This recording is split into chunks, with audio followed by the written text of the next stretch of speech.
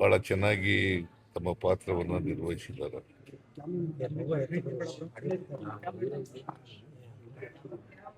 ಯಾರು ಹೊಸ ಹುಡುಗಿನದು? ಮಲೈಕಾ ಮತ್ತೆ ರಚಿತಾ ರಾವ್ ಸರ್, ಲೈಕ್ ಇಬ್ರು ಹೀರೋಯಿನ್. ಮಲೈಕಾ, ರಚಿತಾ. ರಚಿತಾ ರಾಮ್. ನಾನು ಇತ್ತೀಚೆಗೆ ಸಿನಿಮಾಗಳು ನೋಡೋದು ಬಿಟ್ಬಿಟ್ಟಿದ್ದೀನಿ. ಹಿಂದೆ ಬಹಳ ಸಿನಿಮಾಗಳು ನೋಡ್ತಿದ್ದೆ. ವಿದ್ಯಾರ್ಥಿಯಾಗಿದ್ದಾಗ, ಲಾಯರ್ ಆಗಿದ್ದಾಗ ಬಹಳ ಸಿನಿಮಾಗಳು ನೋಡ್ತಿದ್ದೆ. ಇತ್ತೀಚೆಗೆ ಸಿನಿಮಾಗಳು ನೋಡಿಲ್ಲ. ಬಟ್ ಇದು ಹೊಸ ಥರ ಇದೆ. ಲವ್ ಅನ್ನೋದು ಲವ್ನಲ್ಲಿ ಸಿಕ್ಕಾಕಬಾರದು. ಒಂದು ವೇಳೆ ಸಿಕ್ಕಾಕೊಂಡ್ರೆ ಅದರಿಂದ ಹೊರಬರೋದು ಭಾರಿ ಕಷ್ಟ ಅಂತಕ್ಕಂಥದ್ದು ಭಾಳ ಸ್ಪಷ್ಟವಾಗಿ ಗೊತ್ತಾಗುತ್ತೆ. ಆಮೇಲೆ ಪ್ರೀತಿಸಿದಂಥ ಹುಡುಗಿ ಅವಳು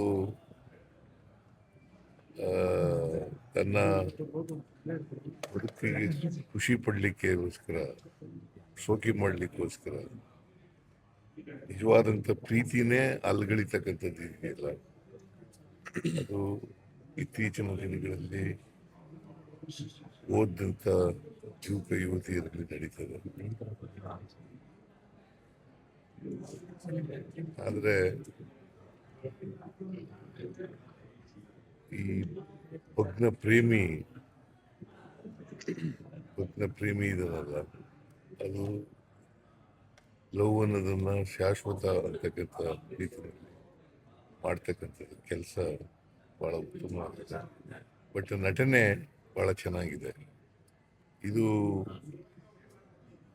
ಇಡೀ ಫ್ಯಾಮಿಲಿ ನೋಡಬೇಕಾದಂಥ ಸಿನಿಮಾ. ಆದರೆ ನನಗೆ ಜೈದ್ ಖಾನ್ ಹೇಳಿದ್ರು ಇದಕ್ಕೆ ಎ ಸರ್ಟಿಫಿಕೇಟ್ ಕೊಟ್ಬಿಟ್ಟಿದ್ದಾರೆ ಅಂತ. ಎ ಸರ್ಟಿಫಿಕೇಟ್ ಕೊಡೋ ಅಂಥ ಸಿನಿಮಾ ಅಲ್ಲ.